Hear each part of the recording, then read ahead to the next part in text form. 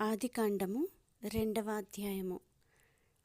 ఆకాశమును భూమియు వాటిలోనున్న సమస్త సమూహమును సంపూర్తి చేయబడెను. దేవుడు తాను చేసిన తన పని 7వ దినములోగా సంపూర్తి చేసి, తాను చేసిన పని అంతటి నుండి 7వ దినమున విశ్రమించెను. కాబట్టి దేవుడు ఆ 7వ దినమును ఆశీర్వదించి పరిశుద్ధపరచెను. ఏలయనగా దానిలో దేవుడు తాను చేసినట్టియు సృజించినట్టియు తన పని అంతటి నుండి విశ్రమించెను. దేవుడైన యెహోవా భూమిని ఆకాశమును చేసిన దినమందు భూమి ఆకాశములు సృజించబడినప్పుడు వాటి వాటి ఉత్పత్తి క్రమము ఇదే. అది వరకు పొలమందలి ఏ పొదయు భూమి మీద నుండలేదు, పొలమందలి ఏ చెట్టును మొలవలేదు. ఏలయనగా దేవుడైన యెహోవా భూమి మీద వాన కురిపించలేదు, నేలను సేద్యపరచుటకు నరుడు లేడు. అయితే ఆవిరి భూమి మీద నుండి లేచి నేల అంతటిని తడిపెను. దేవుడైన యెహోవా నేలమంటితో నరుని నిర్మించి వాని నాసికారంధ్రములలో జీవవాయువును ఊదగా నరుడు జీవాత్మ ఆయను. దేవుడైన యెహోవా తూర్పున ఏదెనులో ఒక తోటను వేసి తాను నిర్మించిన నరుని దానిలో ఉంచెను.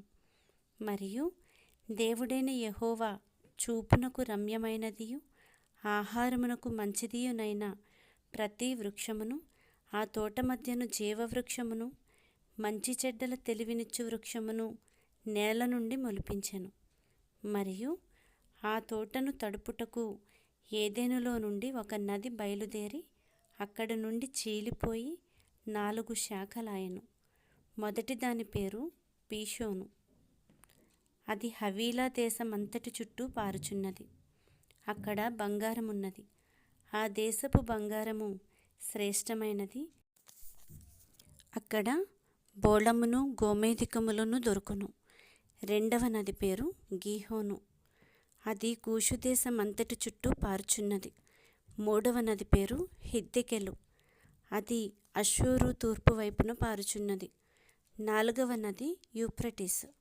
మరియు దేవుడైన యెహోవా నరుని తీసుకొని ఏదెను తోటను సేద్యపరచుటకును దాని కాచుటకును దానిలో ఉంచెను.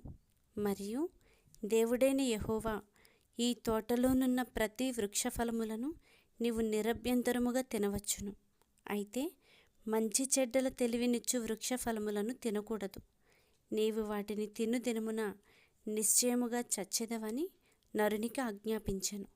మరియు దేవుడైన యెహోవా నరుడు ఒంటరిగా నుండుట మంచిది కాదు, వానికి సాటి అయిన సహాయమును వాని కొరకు చేయుదుననుకొనెను. దేవుడై యెహోవా ప్రతి జంతువును, ప్రతి ఆకాశ పక్షిని నేల నుండి నిర్మించి ఆదాము వాటికి ఏ పేరు పెట్టునో చూచుటకు అతని యొద్దకు వాటిని రప్పించెను. జీవము గల ప్రతి దానికి ఆదాము ఏ పేరు పెట్టెనో ఆ పేరు దానికి కలిగెను. అప్పుడు ఆదాము సమస్త పశువులకును, ఆకాశ పక్షులకును, సమస్త భూజంతువులకును పేరులు పెట్టెను. అయినను ఆదామునకు సాటి అయిన సహాయము అతనికి లేకపోయెను. అప్పుడు దేవుడైన యెహోవా ఆదామునకు గాఢ నిద్ర కలుగచేసి అతడు నిద్రించినప్పుడు అతని ప్రక్కటెముకలలో ఒక దానిని తీసి ఆ చోటును మాంసముతో పూడ్చివేశాను. తరువాత దేవుడైన యెహోవా తాను ఆదాము నుండి తీసిన ప్రక్కటెముకను స్త్రీనిగా నిర్మించి ఆమెను ఆదామునొద్దకు తీసుకొని వచ్చెను. అప్పుడు ఆదాము ఇట్లనెను, నా ఎముకలలో ఒక ఎముక, నా మాంసములో మాంసము. ఇది నరునిలో నుండి తీయబడెను గనుక నారి అనబడును.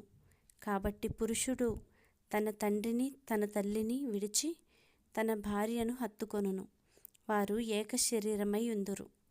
అప్పుడు ఆదామును అతని భార్యయు వారిద్దరూ దిగంబరులుగా నుండిరి. అయితే వారు సిగ్గు ఎరుగక యుండిరి.